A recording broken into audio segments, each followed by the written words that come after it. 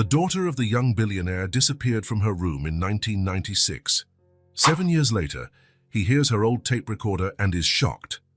In 1996, the late afternoon sun filtered through the tall windows of the Collier mansion as Nathan straightened his tie for the third time. His fingers trembled slightly. 2 years. 2 long years since Rachel had passed away, taking with her the laughter that once echoed through the corridors of the house. "Daddy, you look nice like this." Lily appeared in the doorway, her light blue dress swaying as she spun around. 4 years old, pure energy, with golden curls that reminded everyone so much of her mother. Nathan smiled and bent down to be eye level with his daughter. "And you look beautiful, my flower." The sound of tires crunching on the gravel driveway made them both turn their heads. "She's here." Lily ran to the window, tiptoeing to reach the windowsill. Vanessa Blake emerged from her silver car as though she had stepped out of a magazine. Perfectly sleek black hair, a red dress that hugged her elegant silhouette, and that calculating smile that had captivated Nathan's attention 3 months earlier at a charity event. "Remember what we talked about?" Nathan smoothed a stray curl from Lily's forehead. "Be polite and give her a chance," the little girl recited, without taking her eyes off the woman now walking toward the front door. The doorbell rang and Nathan's heart pounded. This was no ordinary meeting. It was the first time Vanessa had come to the house since he had asked her to marry him. When he opened the door, her perfume filled the air before her words did. "Nathan, darling." Vanessa gave him a soft kiss, her dark eyes quickly surveying the foyer as if evaluating every detail. And then she saw Lily. "Twice, and you must be the famous Lily." Vanessa knelt down, smiling, a smile that did not reach her eyes. "Your father talks about you so much." Lily did not move, her tiny fingers clutching the hem of her dress. "Hi," she whispered, not stepping forward. Dinner proceeded in a fragile harmony.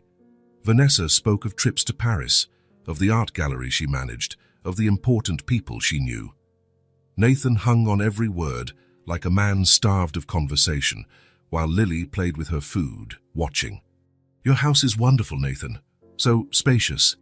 Vanessa commented, her eyes tracing the walls, the antiques, the expensive paintings. "It was Rachel who decorated it.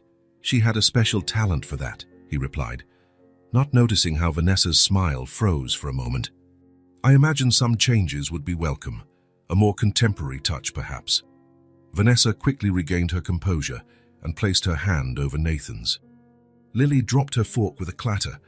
"Sorry," the little girl murmured as a maid rushed over to clear up.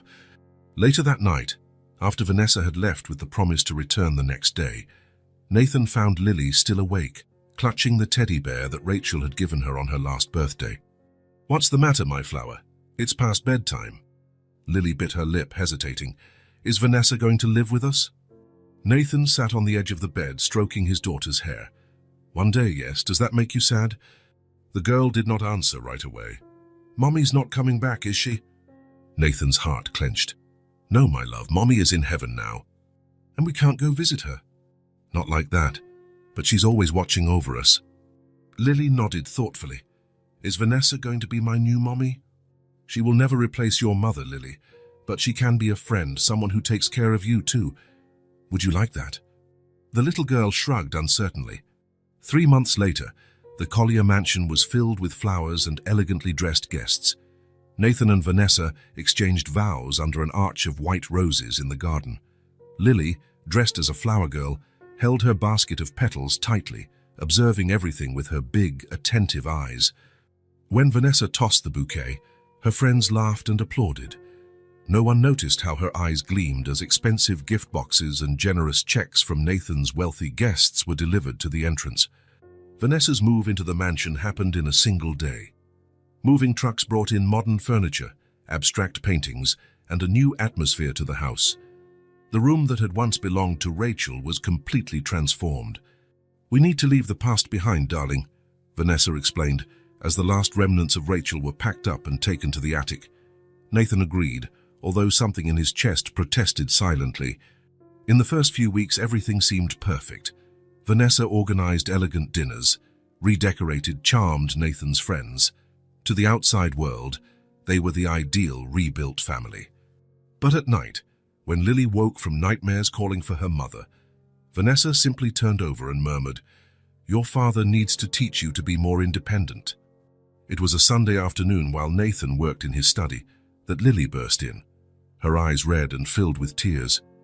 "What is it, my flower?" He scooped her up into his arms, concerned. Lily looked toward the door, making sure they were alone. Then, in a whisper like a secret, she murmured, "Daddy, Vanessa doesn't like me. She acts different when you're not around." A chill ran down Nathan's spine, but he pushed it aside. It was just adjustment, the time needed to build bonds. "Jazz, of course she likes you, my flower. She's just adapting." He kissed his daughter's forehead, ignoring the instinct screaming inside him. "Everything will be okay, you'll see." Lily didn't answer. She simply clung to her father as though she feared he might disappear too.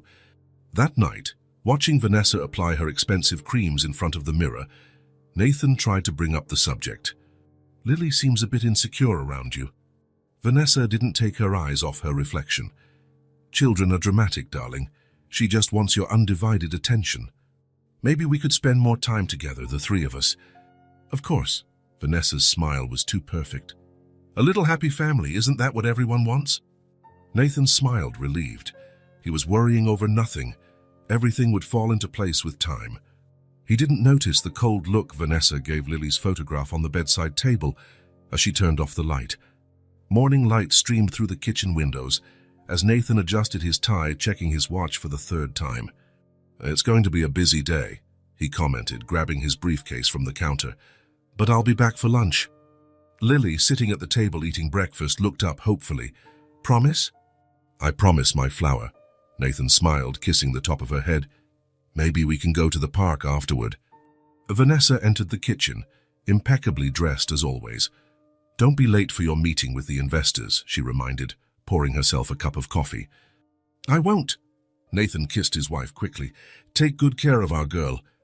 As always, Vanessa's smile didn't reach her eyes. As soon as the sound of Nathan's car driving away faded, Vanessa's expression changed.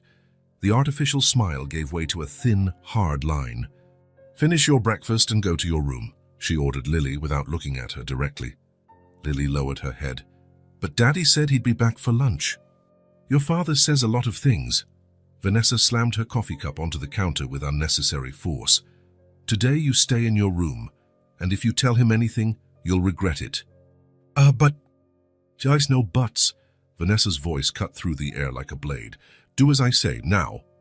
Lily obeyed, climbing the stairs in silence. In her room, she sat on her bed, hugging her pink tape recorder, the last gift her mother had given her before she died. Hours later, she heard the phone ring.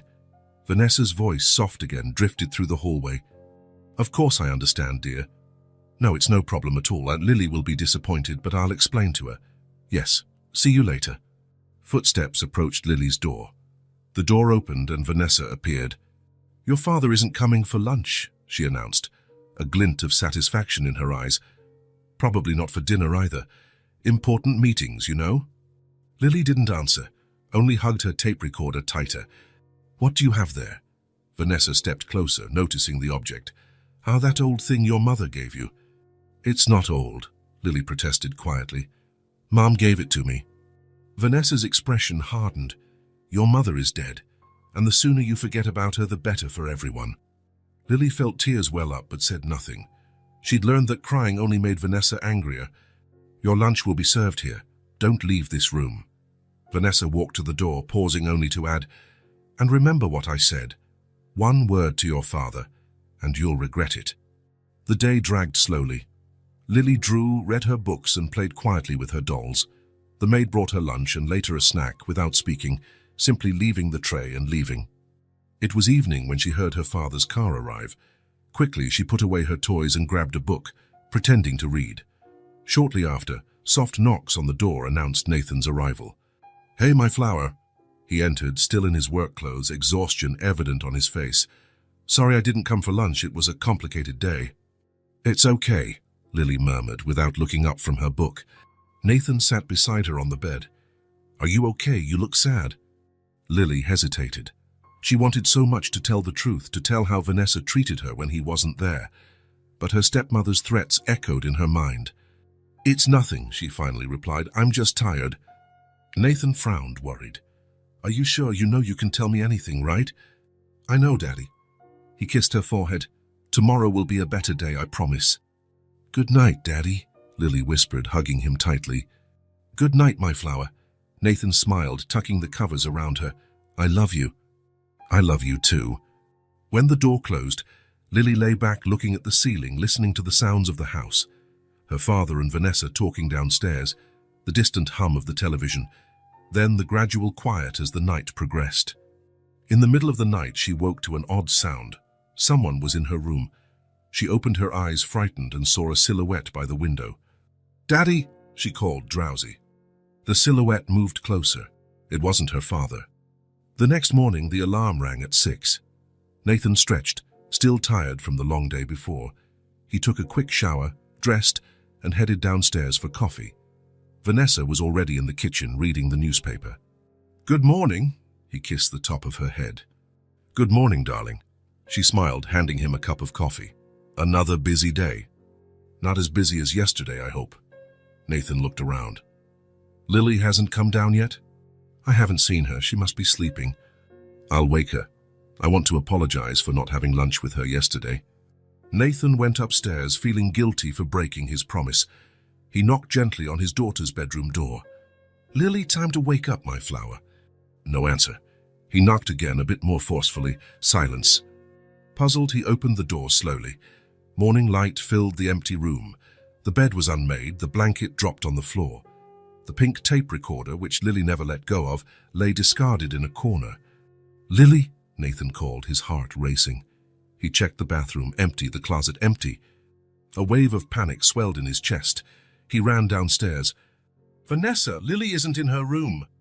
Vanessa looked up from her newspaper, calm. Maybe she came downstairs earlier. I didn't see her. Nathan began searching the house, opening doors, calling out Lily's name in every room. Nothing. Panic turned to despair when he went out into the garden and still didn't find her. He went back inside, where Vanessa now stood in the foyer watching him. She's nowhere to be found. Nathan's voice trembled. Vanessa, she's gone missing. Calm down, dear. Maybe she's playing hide and seek. Lily, Nathan shouted, running back up to the second floor. Lily, this isn't funny. Come out now. Nothing. Only the echo of his own desperate voice. When he returned downstairs, Vanessa was on the phone. I'm calling the police, she explained, her voice too controlled for the situation. The next hour was a blur. Police officers arrived, asked questions, searched the house. Nathan repeated the same story. He had put Lily to bed around 9, everything was normal, and in the morning she simply wasn't there. Any signs of forced entry? One of the officers asked. No, sir, replied another after checking all the doors and windows. Mr. Collier, do you have enemies? Anyone who might want to harm you? Nathan shook his head, stunned. No, not that I know of. Has the girl ever run away before? Never. Lily would never run away. His voice broke. Vanessa placed a hand on his shoulder. My husband is in shock, officer. Lily is a quiet child, never caused any trouble. The officer wrote something on his notepad. We'll issue an alert. We need a recent photo of the girl and a description of what she was wearing the last time she was seen. The search extended throughout the day. Neighbors were questioned, nearby areas scoured. Nothing. It was as if Lily had simply vanished into thin air. Later that night, as Nathan finally drifted into fitful sleep, Vanessa gathered all the staff in the kitchen. Given what's happened, we can't trust anyone anymore, she declared coldly. You're all fired. You will receive generous compensation, but I want everyone out of this house by tomorrow. The housekeeper, who had worked for the Colliers for years, widened her eyes. But, ma'am, Mr. Collier will need help during this difficult time. I will take care of my husband, Vanessa replied, her eyes as hard as stone. And I suggest you leave quietly. Anyone who talks to the press or spreads rumors about what happened here will face severe legal consequences. The days that followed were a nightmare for Nathan. The police set up a temporary command post in the living room with maps, photos, and timelines. Volunteers offered to help search, combing woods, parks, and nearby areas. Nathan followed every operation, refusing to rest. You need to sleep a little, Vanessa insisted. You won't help Lily if you faint from exhaustion. But sleep didn't come. Every time he closed his eyes, he saw Lily's face, her frightened eyes, her outstretched hand begging for help. How could he rest while his daughter remained missing? A week passed, then 2. The police began to scale back their search. The case remained open, they said, but without new leads there was little they could do. "This can't be happening," Nathan murmured, staring out the window of his study as the last police car drove away. "How can a child just disappear without a trace?" Vanessa stood in the doorway watching him. "We'll keep looking. I've hired a private investigator." Nathan nodded, too exhausted to speak. He could no longer cry. It was as if something inside him had dried up, leaving only a painful void where life had once been. Days began to blur together, with no distinction between mornings, afternoons, and nights. Nathan barely ate, losing weight rapidly. His once perfectly tailored clothes now hung loosely on his frame. Deep circles marked his face, and his eyes had lost their sparkle. "I need to work from home," he told his partners over the phone. "I can't be too far away. What if she returns and I'm not here?" His company, once his top priority, now seemed insignificant. What did it matter to make money, close deals, when his daughter was missing? A month after the disappearance, the first private investigator gave up. "I'm sorry, Mr. Collier. We followed every possible lead." Nathan hired another, and then another. He offered ever-increasing rewards for any information. He plastered posters all over the city, gas stations, supermarkets, schools. Lily's room remained untouched, just as it had been on the day she disappeared. Nathan spent hours there, sitting on her small bed, holding the teddy bear she loved so much. "I will find you," he whispered. "I promise, my flower." Vanessa rarely went in there. "It's not healthy to stay in that room all the time," she said, trying to persuade him to have dinner, take a shower, do anything other than wallow in memories. "You would never understand," he replied, drifting further from his wife with each day. 2 months later, the press lost interest. Other cases, other tragedies took over the headlines. The phone, which had once rung constantly with reporters seeking statements, now remained silent. Autumn arrived, painting the trees in the garden red and gold. Lily had loved jumping into piles of dry leaves. Nathan found himself staring out the window, waiting to see her running between the trees again.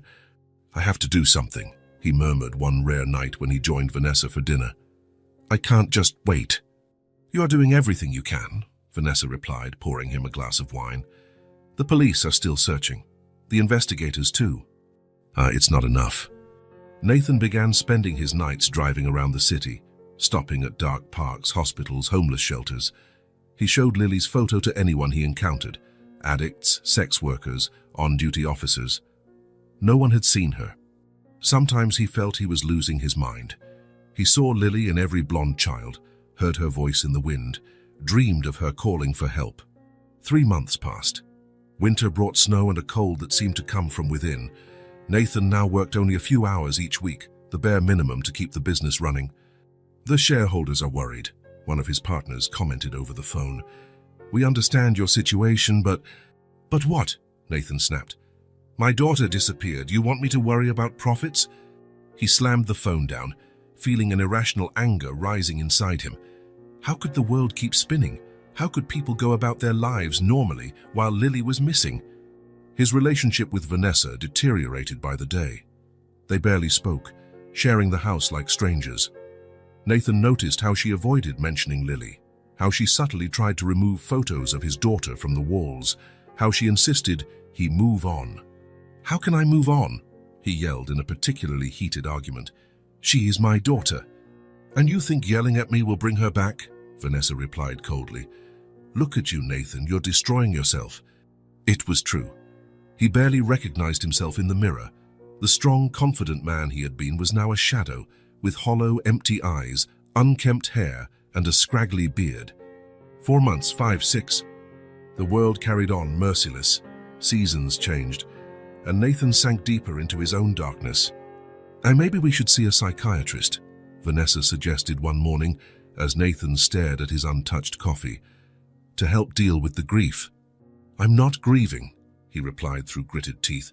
"Grief is for when someone dies. Lily is not dead." "Nathan," Vanessa hesitated. "It's been 6 months, no leads, no traces. Maybe it's time to consider that." "No," the word came out in a growl. "Don't finish that sentence."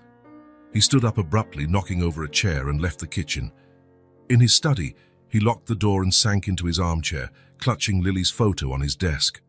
His little princess, his ray of sunshine, how could he give up on her? But at night, alone in the dark, dark thoughts assailed him. What if Vanessa was right? What if Lily never came back? Honest, he couldn't think like that. He had to keep searching, would continue until his last breath if necessary. The 7th month brought more disappointments. The last private investigator, a man respected with decades of experience, handed over his final report. "I'm sorry, Mr. Collier, we did all we could." Nathan shelved the report without reading it. He didn't need another document telling him what he already knew. No one could find Lily. The garden, once meticulously cared for, was now neglected. Nathan had no energy to maintain it. The flowers died, the grass grew wild. It was as if the house itself were mourning. One day he found Vanessa in front of Lily's room with a new lock in her hand. "What are you doing?" he asked, feeling a cold rage rise in his chest. "You spend too much time in there," she replied without apology. "It's not healthy." "It's my daughter's room." "Nathan, we need to talk about the future, about moving on." He ignored her, entering the room and closing the door. He leaned back against it and slid down to the floor, finally letting the tears fall. How could he move on without Lily? How continue living in this void? The phone rang downstairs. He heard Vanessa answer, then her footsteps climbing the stairs. "It was the police," she said through the door. "They want to talk to you tomorrow." They found something. A pause. They didn't say. Nathan felt a cold knot form in his stomach. Why would the police want to talk to him after all this time? Had they found... No, he couldn't think that. That night he didn't sleep. He sat on the edge of his bed, staring at Lily's photo on his bedside table, trying to brace himself for whatever news might come. But how does one prepare to hear that their daughter will never come home? The house fell into a silence so deep and painful, it seemed to swallow everything. Nathan, once a man of action, now lived on autopilot. The only thing that kept his heart beating was the faint hope that maybe, someday, Lily would return home. 7 years, 2,555 days since Lily disappeared. Nathan Collier looked out from his office window, watching the fine rain fall over the abandoned garden. Autumn had returned, painting the leaves red and gold before ripping them from the branches, leaving the trees bare and exposed to the cold wind. How he felt, bare, exposed, empty. 7 years had turned the Collier mansion into an elegant, cold shell. The hallways, once alive with children's laughter, now echoed only with Vanessa's distant footsteps or his own dragging steps. The walls, though covered in expensive artwork, Vanessa's specialty, seemed devoid of life, as though the house itself were in mourning. The marriage he once believed to be a new beginning had become a silent formality. He and Vanessa rarely spoke beyond necessities. They dined in silence when they were home at the same time, which was becoming less and less frequent.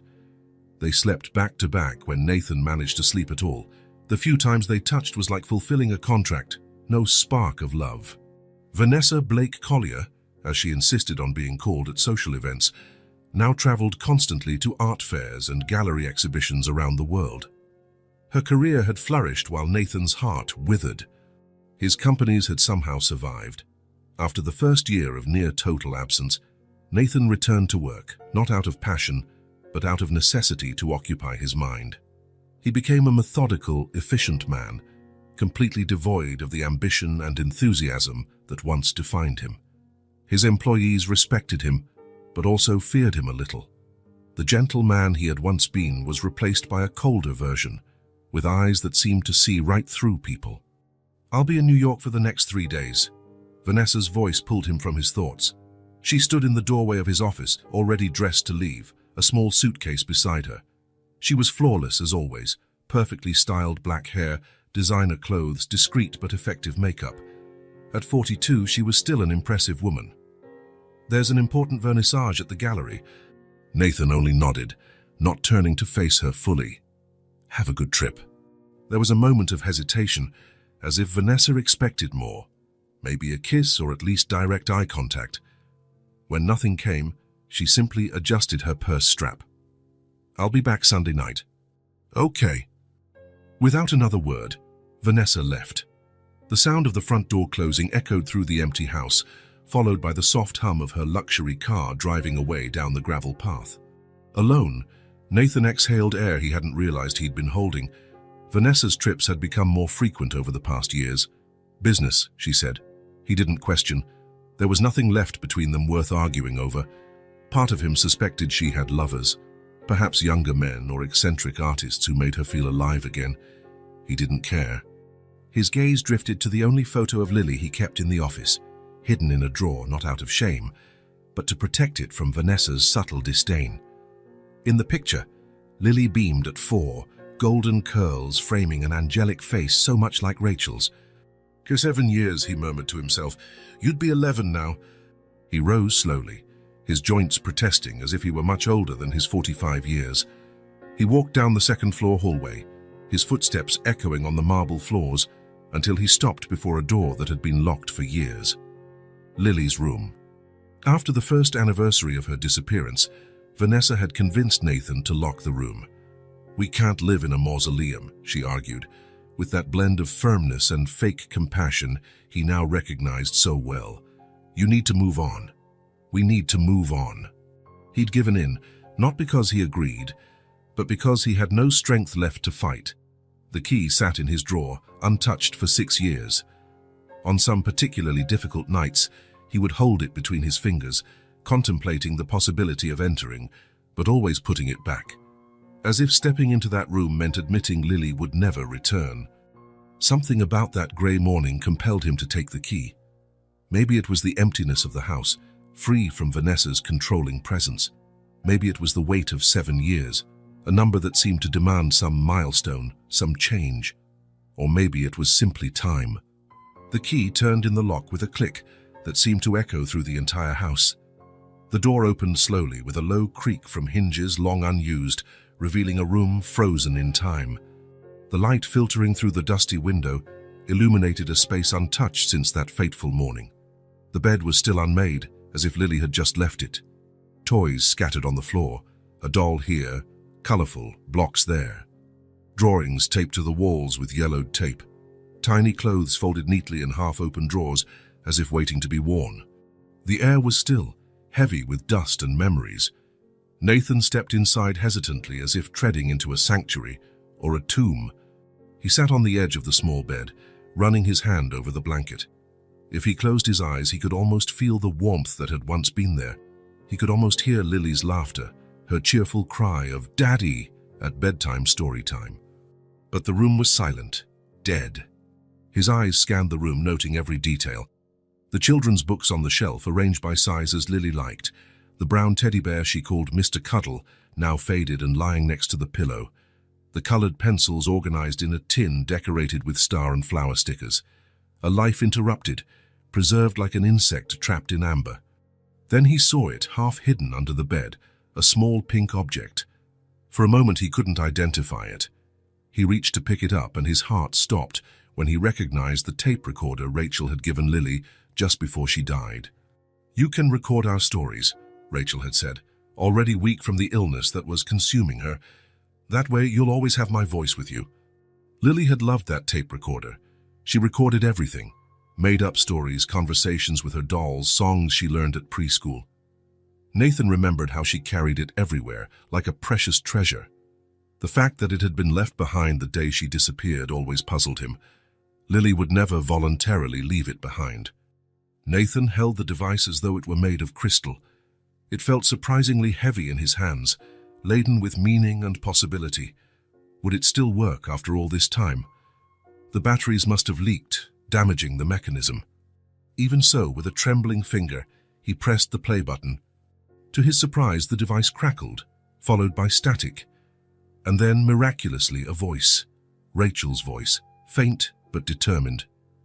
"Once upon a time, there was a very brave princess who lived in a magical kingdom full of flowers and music." Nathan felt tears burn in his eyes. His first wife's voice, Lily's mother, preserved in that small device, so distant now, like an echo of another life. A life that seemed to belong to someone else, not to the hollow man he had become. The recording continued, a children's story narrated by Rachel.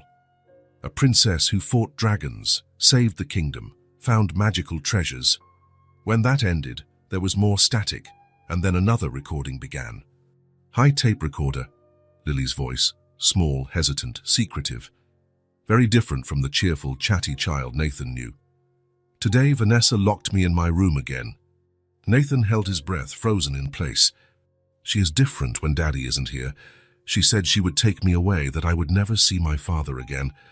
A stifled sob, and then, "I am scared of her, Mommy. She doesn't like me, not at all." The recording ended abruptly. Nathan remained motionless, clutching the tape recorder so tightly his fingers turned white. The world around him seemed to slow to a standstill. Every heartbeat sounded like thunder in his ears. Each breath was painful, as if the air had turned to shards of glass. "Vanessa is different when Daddy isn't here. She said she would take me away." Lily's words echoed in his mind, shattering the fragile peace he had built over the years. A corroding acid of guilt flooded his chest, burning everything in its path. She had tried to warn him. His little girl, so helpless, had tried to tell him something was wrong, and he hadn't listened. He had preferred the comfortable lie that it was just a phase, just difficulty adapting. "My God, Lily," he whispered, voice choked by the horror of the revelation. "What have I done?" The small clues, now so obvious, Lily's frightened looks, the way she cowered when Vanessa entered the room, how she had grown increasingly quiet after the wedding, the mornings when she looked exhausted, the whispered comments he had dismissed as childish imagination. "Daddy, Vanessa doesn't like me." And he, so obsessed with his new love, his new chance at happiness, had ignored the warnings. He had left his own daughter vulnerable. Nathan collapsed, sliding from the bed to the floor, tears streaming down his face. Violent sobs shook his body, years of repressed pain exploding all at once. "Forgive me," he cried, clutching the pink tape recorder to his chest. "Forgive me, my daughter." Guilt consumed him like a raging fire. If he had listened, if he had paid attention, if he had put Lily first, she would still be here. 7 lost years. 7 years his daughter could have grown up safe and loved, stolen by his own blindness. How long he stayed there, broken on the dusty floor, Nathan could not say. Minutes or hours passed as he confronted the devastating truth. He had failed Lily in the most fundamental way possible. He had failed to protect her. When there were finally no more tears to shed, when the sobs turned into ragged gasps, something beyond guilt began to rise deep within him. A cold, relentless resolution, a determination he hadn't felt in 7 years. If Vanessa had done something to Lily, if his daughter was still alive somewhere, he would find her. No matter how long it took, how many resources he needed, how many laws he had to bend, he would correct his mistake. Pain gave way to determination. Nathan rose, tucking the tape recorder into his pocket. He wouldn't confront Vanessa immediately. No, he needed to be smarter than that. He needed proof, answers. And if she discovered he knew, she could destroy any chance of finding Lily. 2 days later, when Vanessa returned from New York, Nathan was waiting in the living room. The pink tape recorder lay on the coffee table between them. He had thought carefully about how to approach this. He needed to see her reaction, to confirm his suspicions. "What's this?" Vanessa asked, frowning as she saw the object. She was tanned and relaxed after her trip, a stark contrast to Nathan's pallor and tension. "Lily's tape recorder," Nathan replied, keeping his voice calm despite the storm inside him. "I found it in her room." "You went into that room?" The irritation was evident in Vanessa's tone. A flash of something else, alarm, crossed her face before she quickly masked it. "I thought we agreed to keep that door locked. I needed to see, to hold her things again." Vanessa sighed, setting her designer purse on the armchair. "Nathan, we've talked about this. It's not healthy to live in the past." Without answering, Nathan pressed play. Lily's voice filled the room. "Vanessa is different when Daddy isn't here. She said she was going to take me away, that I would never see my father again." He watched Vanessa's face closely as the recording played. To anyone less observant, she might have seemed merely annoyed, but Nathan saw it, her slight freeze, the barely perceptible dilation of her pupils. The way her hands, normally so graceful, clenched into fists for a fraction of a second before relaxing. "She had an active imagination, you know that," Vanessa finally said, her voice controlled, almost bored. "Children make things up, especially when they're jealous." Nathan studied every micro-expression on his wife's face, the gentle arch of her eyebrow, the tension around her mouth. the way her fingers pressed discreetly against the expensive silk of her blouse. "Jealous?" he repeated slowly. "Is that what you think it was?" "What else could it be?" Vanessa shrugged as she walked to the bar to pour herself a drink. Her movements were studiedly casual. "Lily was traumatized by her mother's death. I was the intruder. It's natural she would create fantasies about me. And about you taking her away." Nathan kept his eyes fixed on her. "About her never seeing me again. Exactly the kind of drama a child would create." Vanessa took a sip of whiskey, her tone dismissive. "You're not really going to give credit to a child's recording after 7 years, are you?" There was something in her tone, a calculated certainty, subtle disdain, that confirmed everything Nathan suspected. He knew Vanessa well enough by now to recognize when she was lying. And she was lying. "No," he replied calmly, picking up the tape recorder. "I just wanted you to know what I found." Vanessa seemed to relax slightly, but her eyes stayed alert, calculating. "We need to move on, Nathan. 7 years have passed."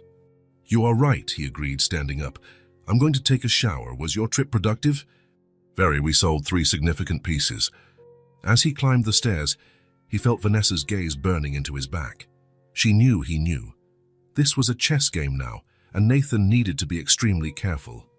The next day, he began his discreet investigation. In his office, he opened the file he had maintained on Lily's disappearance. Police documents, detective reports, lists of people interviewed, boxes upon boxes of information that had led nowhere. One name caught his attention: Donna Martinez, the housekeeper who had worked for them for years since before Lily was born. Vanessa had fired her along with all the other staff on the night Lily disappeared. "We can't trust anyone anymore," she had said, with that firmness that brooked no question. Nathan vaguely remembered Donna, a middle-aged Hispanic woman, kind and efficient, black hair always tied in a bun, hard-working hands, and an easy smile. Lily adored her, always asking Donna to tell stories or bake cookies for her. "Donna makes the best cookies in the world," Lily used to say. If anyone could have noticed something strange, it would have been Donna. She was in the house every day. She saw the dynamic between Lily and Vanessa when Nathan wasn't around. Finding her wouldn't be easy. 7 years was enough time for her to move, change her name, maybe even leave the country. The police reports indicated she had been interviewed briefly after Lily's disappearance, but nothing substantial was recorded. But he had resources, money, connections, and now motivation renewed by the crushing weight of guilt and a desperate need for redemption. That afternoon, he called a private investigator different from the ones he had hired before. Someone not connected to the original search for Lily, someone Vanessa didn't know. "I need you to find someone," he explained, giving the details he had on Donna. "It's important this is discreet, extremely discreet." "I understand, Mr. Collier. I'll start right away." In the days that followed, Nathan and Vanessa continued their careful dance around each other. He pretended nothing had changed. She pretended to believe him. Silent dinners, superficial conversations about business, art, the weather, nights spent on opposite sides of the king-size bed that felt like an ocean between them. That night, when he was certain Vanessa was asleep, Nathan took the tape recorder out of its hiding place and listened to Lily's voice again. Each word was a blade to his heart, a reminder of his failure, but also fuel for his search. "I'm scared of her, Mommy. She doesn't like me." How had he not noticed? How could he have been so blind? A week later, the detective called. "I found Donna Martinez, Mr. Collier. She's living in a small apartment on the east side of town. She works as a cook in a local restaurant." "Oh, does she live alone?" "Yes, sir. Seems to have a modest life. Never married, no children." Nathan felt something stir in his chest. Not exactly hope, but perhaps its precursor, a possibility. "I need her address. And don't mention this to anyone, especially not my wife." "Of course, Mr. Collier, I'll be discreet." That night, while Vanessa worked in her office reviewing contracts for her gallery, Nathan studied the address on a scrap of paper. Tomorrow, he would look for Donna. Tomorrow, he might begin to fix the terrible mistake he had made. He placed the pink tape recorder and Donna's address into a hidden safe in his office. If Vanessa even suspected what he was doing, everything could be lost. Guilt still weighed on his shoulders like a lead cloak. But now there was also a purpose, a path. If Lily was still alive somewhere, if there was the slightest chance of finding her, he would not rest until he did. It was the least he could do after having failed her so terribly.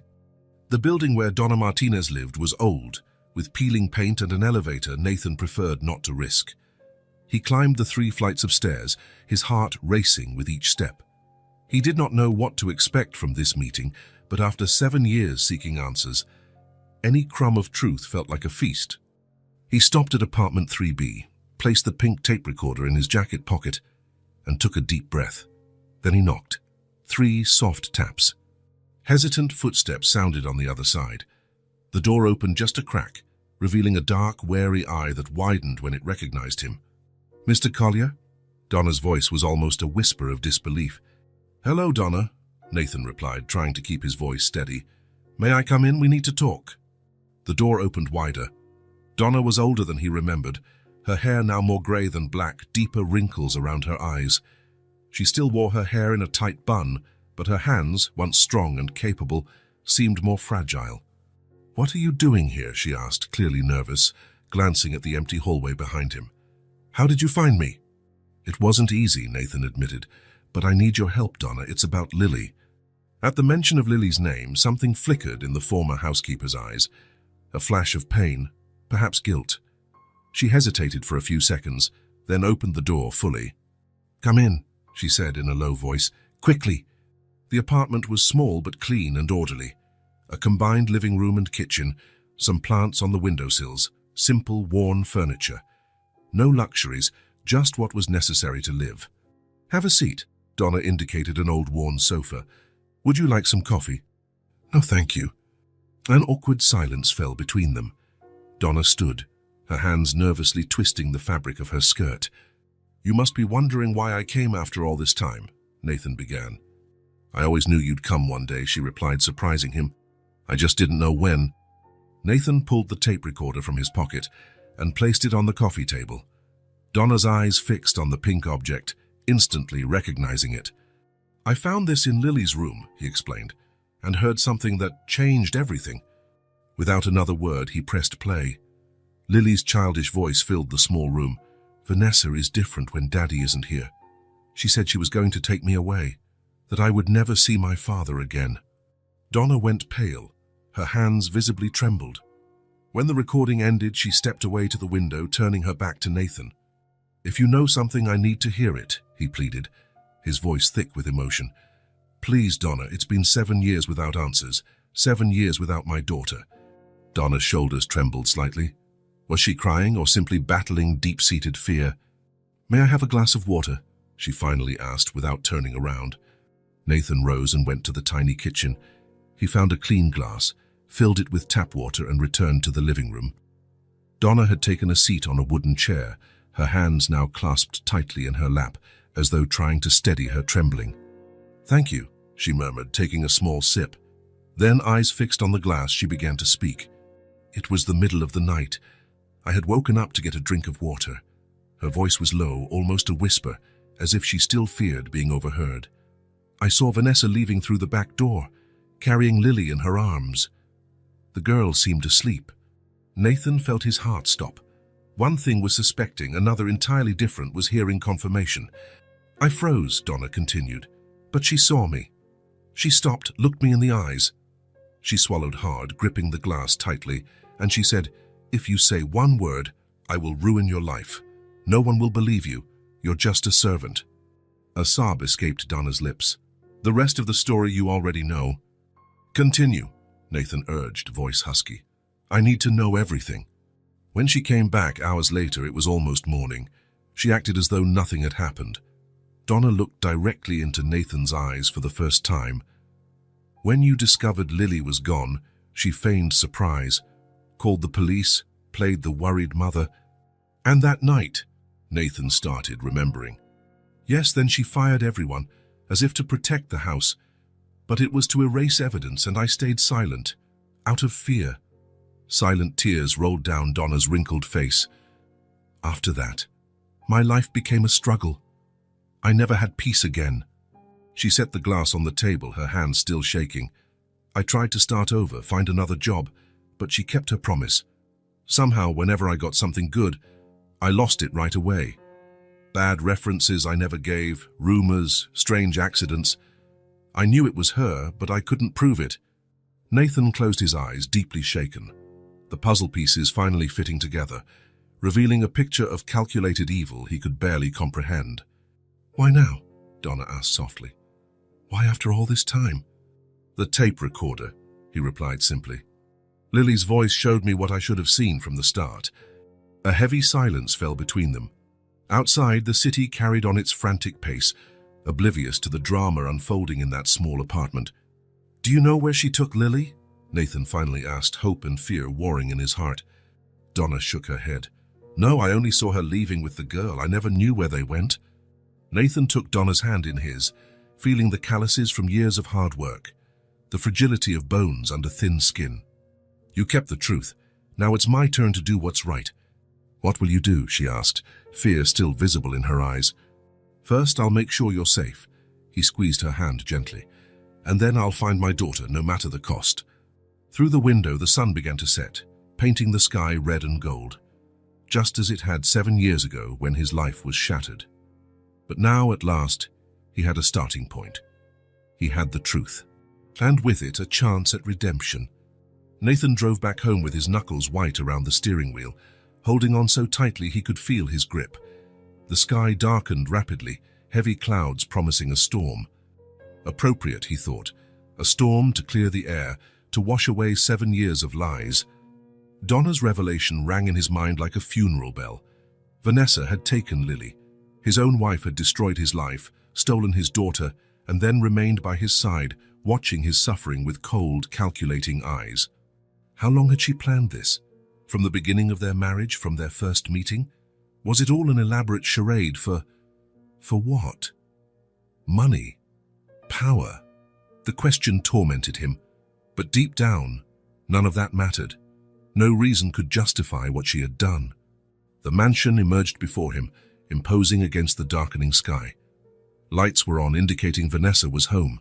Nathan parked and sat for a few minutes, taking a deep breath, organizing his thoughts. He needed to stay calm. He needed to do this right. The pink tape recorder felt like a stone in his pocket. Proof. The truth hidden for so long. When he finally entered, he found Vanessa in the living room reviewing some documents. She looked up, her expression neutral as ever. "You're late," she commented, returning her attention to the papers. "There's food in the fridge if you're hungry." Nathan stood in the doorway watching her. The woman with whom he had spent 7 years of his life. The woman who had slept by his side as he silently cried for his lost daughter. The woman who had betrayed him in the cruelest way imaginable. "I found Donna Martinez today," he finally said, his voice oddly calm. There was an almost imperceptible pause in Vanessa's movements. Just a second of hesitation before she continued flipping through her document. "Donna? The former housekeeper?" Her tone was disinterested, but her eyes didn't leave the paper. What could she want after all this time? "She didn't seek me out, I found her." Vanessa now looked up, her dark eyes studying Nathan's face. "And why would you do that?" In response, Nathan placed the tape recorder on the coffee table. Vanessa stared at it for a long moment, her face a mask of indifference. "We've discussed this," she said, her voice slightly irritated. "It's just a child's imagination." "It's not about the tape recorder," replied Nathan. "It's about what Donna told me about the night Lily disappeared." The heavy silence filled the room. Outside, the first raindrops began to pelt the windows, soft at first, then more intense. "And what exactly did she tell you?" Vanessa finally asked, setting her documents aside and crossing her legs in a deliberately casual gesture. "The truth." The word hung between them like a verdict. "She saw you, Vanessa. She saw you leaving through the back door with Lily in your arms." A flash of lightning lit up the room briefly, followed by the rumble of thunder. The storm had arrived. For a moment, Nathan thought Vanessa would deny it, invent another lie, another story. But something had changed. It was as if a mask had fallen, revealing her true face. A cold smile curved her lips. "It took you long enough, didn't it? 7 years, I thought you'd never find out." The admission, so casual, so devoid of remorse, hit Nathan like a physical blow. Even knowing the truth, hearing her confession from her own lips was devastating. "You took my daughter from me," he said, the words coming out in a hoarse whisper. Vanessa rose and walked to the bar to pour herself a drink. Her movements were fluid, elegant as always, as if they were merely discussing a dinner menu, not the destruction of a family. "She was a burden," she replied simply, serving herself whiskey. "Always in the way, always wanting your attention, always reminding you of that woman." "Rachel," Nathan said, her name like a prayer. "Doesn't matter." Vanessa shrugged, taking a sip of her drink. "I gave her to someone who wanted her better that way." "Better for whom?" Nathan's voice rose slightly, the anger finally breaking through his forced calm. "For you?" "For everyone." She stared at him directly without a trace of guilt in her eyes. "You moved on, went back to work, we built a life." "A life built on lies." Nathan felt nauseous thinking of every moment they had shared since Lily's disappearance. Every birthday, every Christmas, every night he had spent beside the woman who had destroyed his family. An empty life. It didn't have to be empty. You chose to drown in self-pity. Vanessa drained her glass in one gulp. "We could have been happy." The rain now fell heavily, tapping on the roof like thousands of impatient fingers. Nathan took a deep breath, trying to calm the storm within him. The rage, the pain, the hatred, all threatened to consume him. "Dwight, where is she?" he asked, each word heavy with 7 years of anguish. "Where is my daughter?" "It doesn't matter anymore." Vanessa returned her empty glass to the bar. "She has another family, another life. You're just a distant memory, if that." The words cut deeply, but Nathan refused to show how much they hurt. Instead, he straightened his shoulders and looked directly into the eyes of the woman he had once believed he loved. "Pack your things," he said, his voice low but firm. "Get out of my house." Vanessa stared at him for a long moment, as if gauging whether he was bluffing. When she realized he wasn't, a flash of fury crossed her gaze, quickly replaced by her usual cold mask. "You will regret this," she said, setting the glass down precisely. "I could destroy you, Nathan, your business, your reputation." "I don't care." And it was true, nothing else mattered except finding Lily. "Now get out." Without another word, Vanessa left the room. Nathan remained still, listening to her footsteps ascending the stairs, drawers opening, the muffled sound of clothes being tossed into suitcases. 30 minutes later, she descended with 2 large suitcases. She paused briefly in front of him, her face a mask of perfect indifference. For a moment it seemed she would say something, one last strike, perhaps one last lie, but she simply crossed the room, her heels clicking on the marble floor. The front door clicked shut, and then silence. Nathan stood in the empty living room, listening to the rain and thunder. Strangely, he felt neither triumph nor relief, only a calm determination. It was only the beginning. He would find Lily, no matter how long it took. The silence that now filled the house was no longer suffocating or oppressive. For the first time in 7 years, it was liberating. A silence full of possibilities, of hope. Outside, the storm began to subside. 3 weeks had passed since Vanessa left the Collier mansion. 3 weeks of intense investigation, during which Nathan had not rested for a single moment. With Donna's help, who finally felt safe enough to speak, and a team of private investigators, he began to follow the trail Vanessa had left 7 years ago. He discovered that on the night of the disappearance, she had driven south to a small coastal town about 200 miles away. A witness remembered seeing an elegant woman with a sleeping child at a roadside rest stop. "She looked exhausted," the attendant recalled. "The girl was in a deep sleep. I thought they were mother and daughter." From there, the trail grew cold. Nathan uncovered records of substantial payments from one of Vanessa's secret bank accounts to a couple, the Harmons. Thomas and Alice Harmon lived in a rural area near that coastal town. Initially, the payments were monthly, then they became annual. The last payment had been made only 6 months ago. That spring morning, Nathan drove slowly along a dirt road, his heart pounding as if it would burst from his chest. The Harmon's address was written on a scrap of paper in the passenger seat, but he had memorized it. The landscape was bucolic, green fields, a few cows grazing lazily, wildflowers dotting the roadside. A peaceful place, far from the hustle of the city. A good place to hide someone, Nathan thought bitterly. When he finally spotted the mailbox labeled Harmon, he slowed even more. The house stood about 100 feet from the road, a simple two-story white building with a broad front yard and what looked like a small orchard in the back. Nathan parked his car a bit before the driveway and turned off the engine. He needed a moment to compose himself. What if he was wrong? What if Lily wasn't there?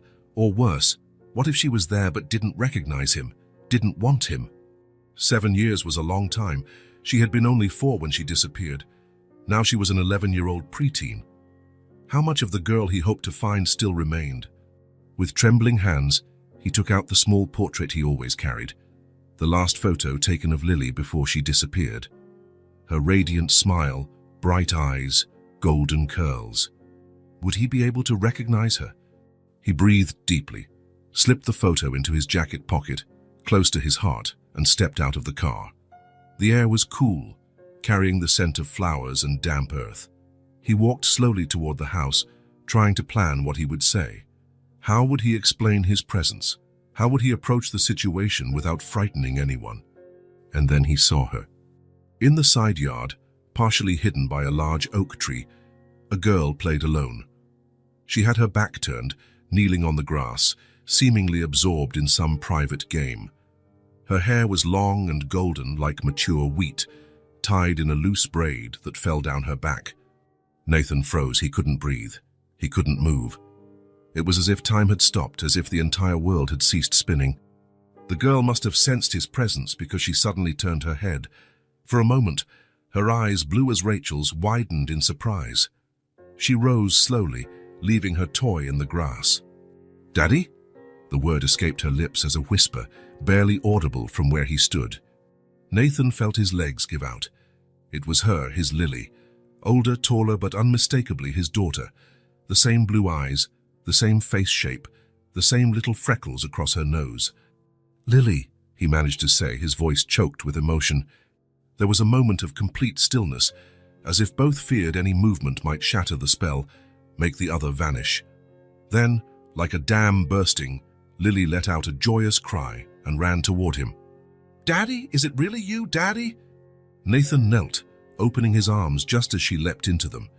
The impact nearly knocked him over, but he caught himself, embracing his daughter with a strength that belied his fragility. She was real, solid and warm in his arms, her small heart pounding frantically against his chest. "I thought you forgot me," Lily sobbed, her thin arms tightening around his neck. "I waited so long, so long." "Never," Nathan replied, tears streaming down his face.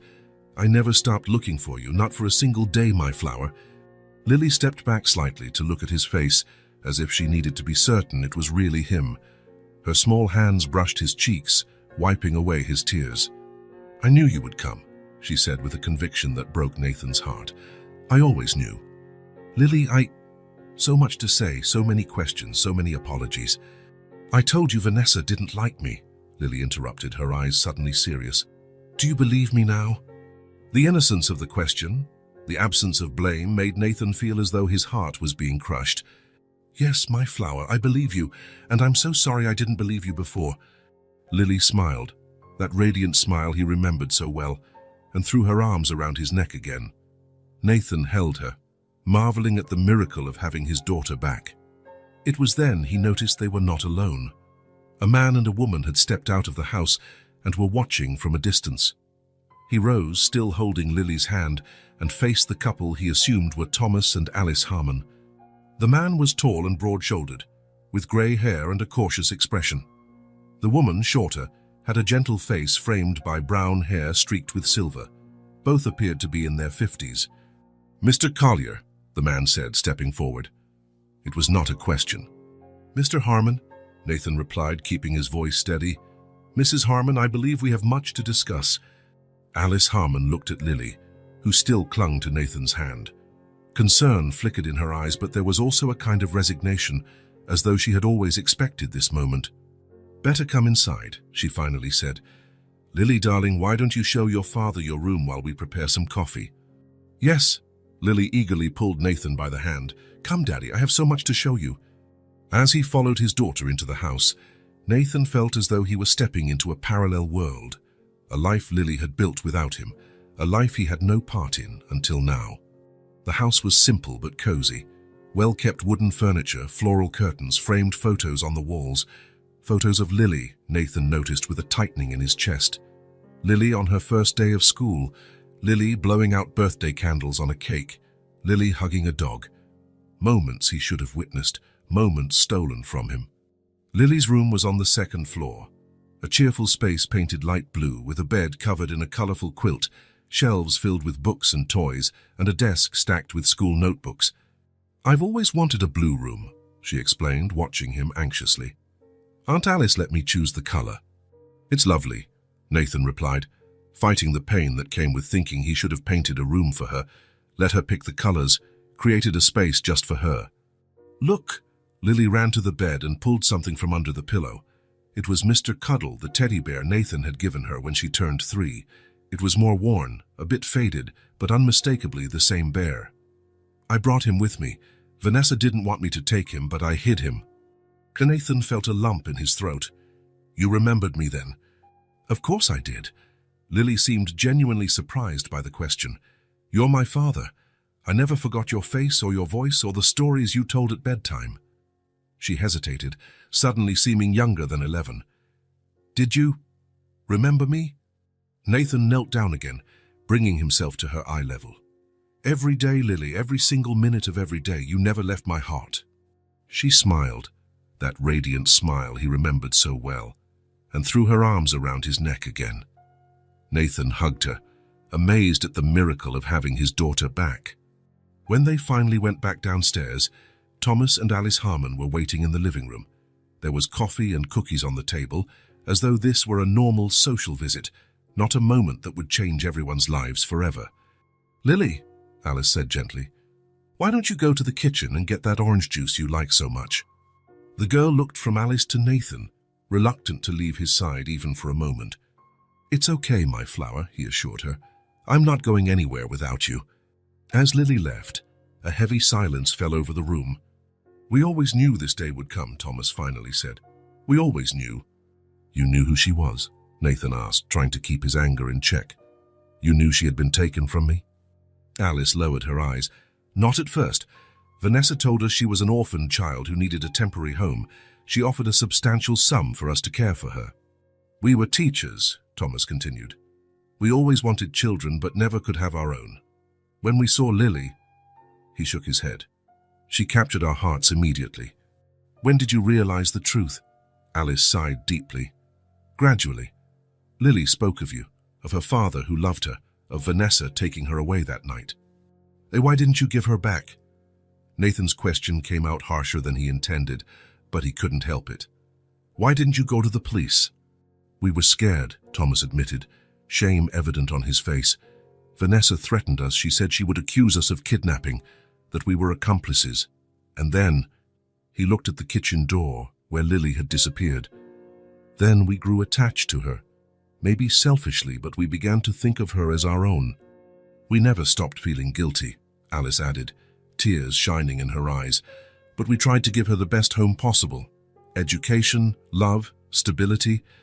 Nathan wanted to hate them. He wanted to blame them for all the lost years, but seeing genuine pain on their faces, the photos of Lily throughout the house, the little details showing how much they cared for her, he couldn't. "You took care of her," he said finally, "when I could not." Alice nodded, wiping a tear away. "She's an extraordinary girl, smart, kind, strong. You would be very proud of her." "I am," Nathan replied, his throat tight. "And I am grateful you took care of her, but now she needs to be with her father," Thomas finished. "We always knew this day would come." Lily returned at that moment, carefully carrying a glass of juice. She looked at the adults, sensing the tension in the air. "Is everything okay?" she asked, stepping close to Nathan. "Yes, my flower," he assured her, putting an arm around her shoulders. "We were just talking about the future." Lily looked at Thomas and Alice, then at Nathan. "Can I go home now?" she asked directly. "With my dad?" Alice swallowed a sob. Thomas placed a comforting hand on her shoulder. "If that's what you want, dear," he said. "I want to go home with you, Daddy," Lily said, looking up at Nathan with her blue eyes so like Rachel's. There was an unwavering certainty in her voice that moved Nathan deeply. "Then let's go," he replied simply. The goodbyes were difficult. Despite everything, it was clear the Harmons loved Lily and she loved them. Promises were made to visit, phone numbers exchanged. Lily ran to hug them one last time before getting into the car, her small suitcase and Mr. Cuddle clutched tightly in her arms. As they drove down the dirt road, Nathan looked in the rearview mirror. Thomas and Alice stood at the entrance of the house, hand in hand, watching the car until it disappeared around the bend. "They were good to me," Lily said softly, as if reading his thoughts. "But I always knew it was only temporary. I always knew you would come for me." Nathan reached out and held her hand. "I'm sorry it took me so long, Lily." She squeezed his hand. "It doesn't matter, we're together now." Looking at his daughter, at the profile that combined childhood features with the early signs of approaching adolescence, Nathan felt a wave of love so intense it nearly took his breath away. 7 lost years, yes, but many more ahead. "You will like the house," he said. "The garden is a bit overgrown, but we can replant it together." Lily smiled, that smile he had feared he would never see again. "I would like that. I've always loved gardens." As they drove toward the future, the afternoon sun illuminated the road ahead. The journey would be long. There would be much to rebuild, much to heal. But with Lily by his side, Nathan finally felt like he was going home. The transition was not easy. After the emotional reunion in the Harmons' garden, after the silent drive back home, reality set in.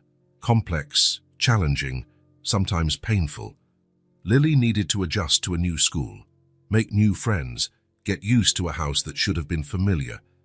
But time had made it almost a stranger. Nathan also needed to learn how to be a father again, not to a 4-year-old child, but to an 11-year-old preteen with her own opinions, formed preferences and memories, some sweet, others painful, of a life from which he had been absent. There were nights of nightmares when Lily woke screaming, remembering the moment Vanessa had taken her from home. There were silent days when words seemed inadequate to express all they felt. There were moments of frustration, tears, doubts. "Why didn't you believe me?" Lily asked one night when Nathan found her sitting on the windowsill, staring at the dark garden. The question came without warning, like an arrow hitting exactly the wound Nathan most feared touching. "I failed you," he replied simply, sitting down beside her. "And there is no excuse for that." Lily looked at him for a long moment, her blue eyes so like Rachel's, assessing his sincerity. Then, surprisingly, she leaned her head on his shoulder. "It's okay, Daddy," she murmured. "You found me in the end, that's what matters." But there were also laughs, long tight hugs, stories shared at bedtime, small victories celebrated as major accomplishments, a trust that grew every day, like the flowers Lily had started planting in the once neglected garden. "Aunt Alice taught me about gardening," Lily explained as she carefully dug a hole for a rose seedling.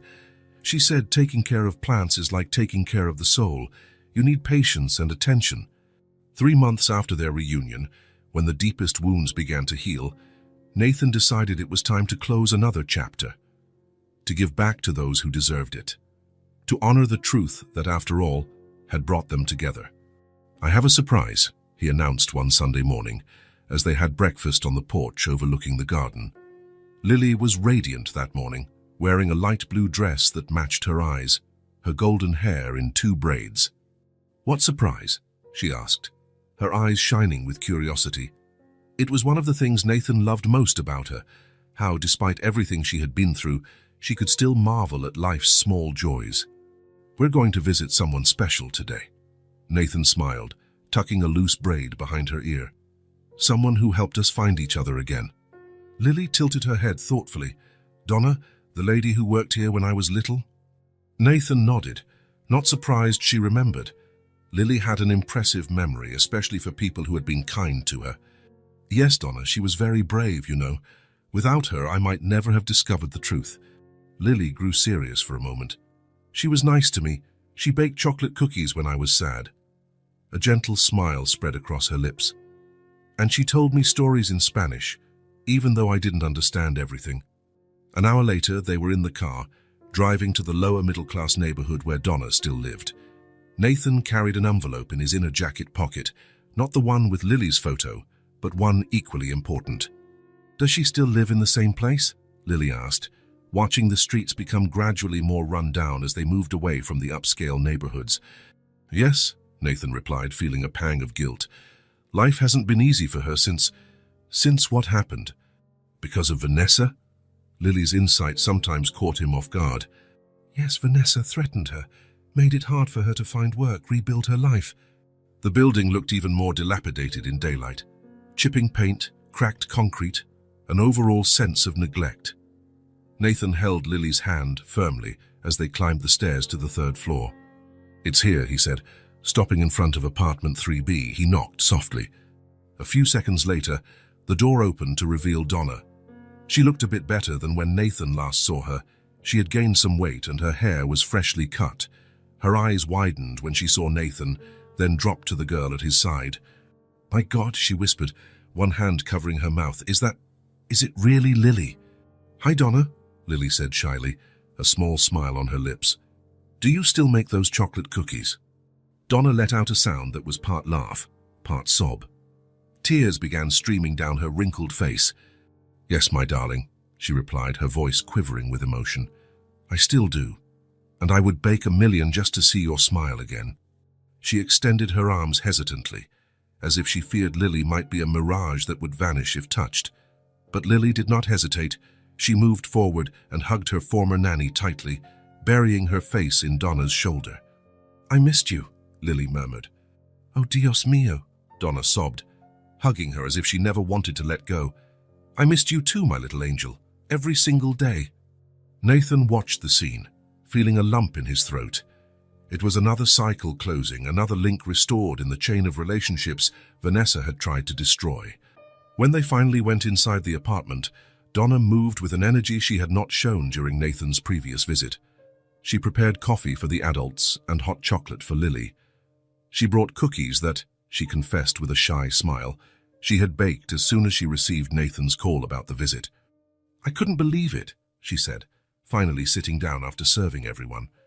When you called saying you found me, I thought I was dreaming. Thanks to you, Donna, Nathan responded sincerely. If you hadn't told me what you saw that night, maybe we would never have been reunited. Donna wiped away a tear. I should have spoken up earlier, much earlier. I was a coward. You were scared, Nathan corrected gently. Vanessa was, she's a dangerous woman. You had every reason to be afraid. Where is she now? Donna asked, concern evident in her voice. We don't know, Nathan replied. She left town soon after I confronted her. The police are searching for her. There are serious charges against her now. She won't hurt anyone else, he assured, noting the fear in Donna's eyes. Lily, who had been listening quietly while nibbling on a cookie, spoke up suddenly. She couldn't keep us apart forever. That's what matters. Donna smiled at her, gently touching her hand. So wise always was. Even when you were little, you had an old soul. Do you remember me when I was little? Lily asked, leaning forward with interest. What was I like? Donna laughed softly. Oh, you were a curious little thing. Always asking questions, always wanting to know how everything worked. And stubborn. Dios mío, so stubborn. Once you decided you wanted to wear rain boots in the middle of summer, and no one could convince you otherwise. Lily laughed, delighted. I'm still a bit stubborn. A bit? Nathan raised an eyebrow teasingly. Only when I'm right, Lily responded with a cheeky grin. The three of them laughed, and for a moment, it was as if the years of separation had never existed, as though they were merely continuing a conversation that had been temporarily interrupted, not resuming lives violently torn apart. Nathan cleared his throat, feeling it was the right moment. He took the envelope from his pocket and placed it on the table. I brought something for you, Donna. She looked at the envelope, confused. For me? Open it, he encouraged. With trembling hands, Donna opened the envelope and pulled the documents out. Her eyes scanned the first page, widening in shock. This is... A deed to a house, Nathan confirmed. In the south side of the city. It's a quiet neighborhood with good schools nearby. I thought maybe you'd like to teach private lessons again. Donna shook her head, unbelieving. Mr. Collier, I can't accept this. There's also a trust fund, he continued, pointing to the second document. It's not a fortune, but it's enough so you never have to worry about bills or working jobs you don't want. Why? Donna asked, tears streaming down her face. Why would you do this for me? Nathan covered her hand with his. You kept the truth, now it's your turn to start over. Lily stood and walked to Donna, hugging her shoulders. You helped me when I was little, she said gently. Now we want to help you too. Donna hugged Lily back, openly sobbing now. Thank you, she murmured through tears. Gracias, gracias. It was as if an invisible weight had been lifted from her shoulders. Years of fear, guilt, regret, all washed away by tears of relief and gratitude. When can we visit your new house? Lily asked, her eyes sparkling with excitement. Can I help decorate? Donna laughed through her tears. Of course, mi querida, you have good taste. Actually, Nathan said, I thought we could go see the house today if you'd like, of course. Donna's eyes lit up. Today, really? Why not? The house is already furnished, it just needs your personal touch. Lily clapped her hands, thrilled. Can we go now, please, Donna? I don't even know what to take. Donna looked around at the small apartment with its few possessions. Don't worry about that right now, Nathan reassured her. We can send a team to help with the move later. Today is just to see the place. An hour later, they stood before a two-story house in a tree-lined neighborhood. It wasn't luxurious like the Collier mansion, but it was spacious, well-kept, with a small front yard and a backyard. The kind of home Donna had probably never dreamed of owning. It's perfect, she whispered as Nathan handed her the keys. Come on, let's take a look. Lily ran to the door, barely containing her excitement. The house was airy and bright, with large windows letting sunlight flood in. There was a comfortable living room, a modern kitchen, 3 bedrooms upstairs, more space than Donna had ever had. This room could be your office, Lily suggested, exploring. To teach lessons, and this one could be a guest room for when I come to visit. Donna looked at her in surprise. You would come visit me? Of course. Lily seemed bewildered by the question. Your family? Those 2 simple words, your family, filled Donna's eyes with tears again. She hugged Lily, then extended her arms to include Nathan in the embrace. Thank you, she murmured, for giving me a second chance. You deserve it, Nathan replied sincerely. More than that. As Donna and Lily explored the rest of the house, Nathan lingered in the living room watching them. Lily's laughter echoed through the walls, mingling with Donna's exclamations of surprise and joy. It was a sound that warmed his heart, reminding him that life truly could start anew, even after the worst tragedies. When they finally returned to the Collier mansion, night had fallen. Lily had fallen asleep in the back seat of the car, exhausted from the exciting day. Nathan carried her up to her room, not the room frozen in time, but a new space they had decorated together, with walls painted in the blue she always wanted. After tucking her in and kissing her forehead, Nathan went down to his office and poured himself a drink. Through the window he could see the garden that, 3 months earlier, had been just abandoned earth and now began to bloom under Lily's dedicated care. The pink tape recorder sat on a shelf, no longer hidden but displayed as a reminder, not of the tragedy but of the truth that had reunited them. Nathan touched it gently, grateful for that small object that had changed everything. The following days passed with a sense of normalcy that felt almost miraculous given all they had been through. Lily continued adjusting to school, making friends, reconnecting with the life that had been stolen from her. Nathan reorganized his work schedule to be more present, determined not to lose another moment. Donna moved into her new home, and as Lily had predicted, she seemed lighter, even younger. She truly began teaching Spanish lessons again, discovering a vocation that had been interrupted years ago. On Sundays, she often joined Nathan and Lily for dinner, bringing her famous chocolate cookies and stories from her childhood. Slowly, a new routine took hold, a new normal that acknowledged the past but was not defined by it. One particularly sunny afternoon, Nathan was in his office finalizing some documents when he heard Lily's call from the garden. "Daddy, Daddy, come see my flower." Nathan smiled, putting down his pen. It was Lily's voice, no longer muffled by walls of silence and secrets, but clear, vibrant, full of life. "I'm coming," he answered, rising and walking to the glass door leading to the garden. There she was, kneeling in the freshly turned soil, surrounded by gardening tools and plant pots. Her golden hair shone in the sunlight, her cheeks flushed from exertion and excitement. When she saw him, she opened into a radiant smile, pointing to a small blue flower that had just bloomed. "Look, Daddy, isn't it beautiful? It's a forget-me-not. Donna told me the name. It means don't forget me. Nathan knelt beside her, admiring the delicate blue flower. It's perfect, my flower, just like you. Lily leaned her head on his shoulder, a gesture so natural, so full of trust, that it tightened Nathan's heart with emotion. I'm happy to be home, she said softly. So am I, Lily, he replied, kissing the top of her head. More than you can imagine. They stood there side by side as the sun dipped toward the horizon, painting the sky golden and pink. In the garden, the newly planted flowers swayed gently in the breeze. From the open house, the low strains of music drifted. Lily had rediscovered the old sound system and made a habit of playing music throughout the home. The sound had returned to the Collier mansion, and with it, life. Not the same life as before, that was lost forever, but a new life, built on the foundations of the old, enriched by the lessons learned, the challenges overcome, the love that had survived 7 years of separation. As he watched Lily continue her work in the garden, humming along with the distant music, Nathan felt a peace he hadn't experienced since before the tragedy. The future would still bring challenges.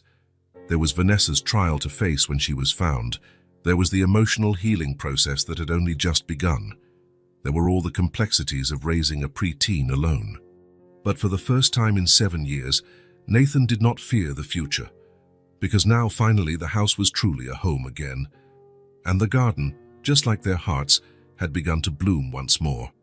I'm coming, my flower, he responded as Lily called him to see another bud about to open. I'm here, always here. If this story touched your heart, subscribe to the channel and turn on notifications so you don't miss the next ones. Leave a like because it helps this story get recommended to more people. See you in the next story.